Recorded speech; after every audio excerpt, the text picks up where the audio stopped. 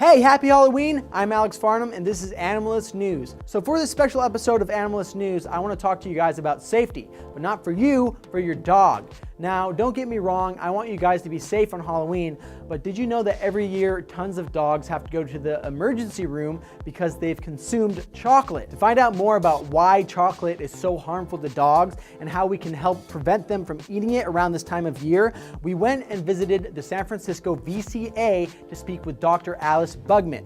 The big question is, will chocolate kill your dog? There is potential for chocolate to kill your dog, but it depends on how much chocolate they eat and what kind of chocolate it is. So when exactly does the chocolate become toxic?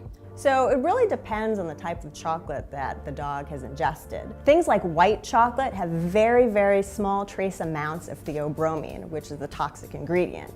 So for, say, a 2-pound dog, that dog would need to eat 6 pounds of white chocolate just to get mild GI signs, which is highly unlikely.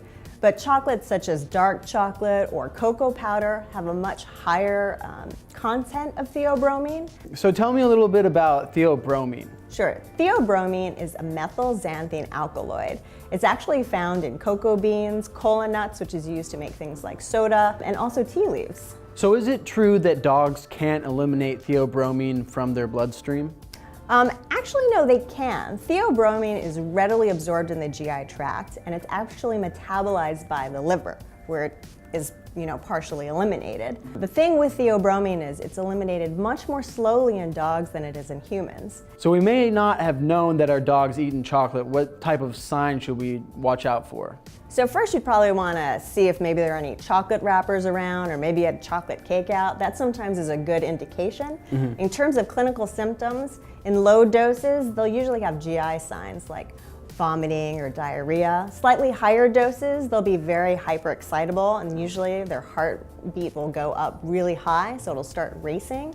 In the cases where they've ingested a lot of chocolate or some of those more concentrated chocolates like cocoa powder or those 70–80% cocoa chocolates, you can sometimes see tremors and seizures and sometimes they'll become comatose. What's the best way that we can help prevent the dogs from eating chocolate? Oh, probably is to keep chocolate away from your dog. So similar with kids and how you want to keep toxic things away from your children, you want to put chocolates in places where they can't reach them. So don't put a tray of chocolate on a low table or a coffee table where your dogs are going to snack at it. Mostly keep them in high places. If you have a dog like a Labrador that likes to counter surf and eat things off your counters, keep it in a high cabinet.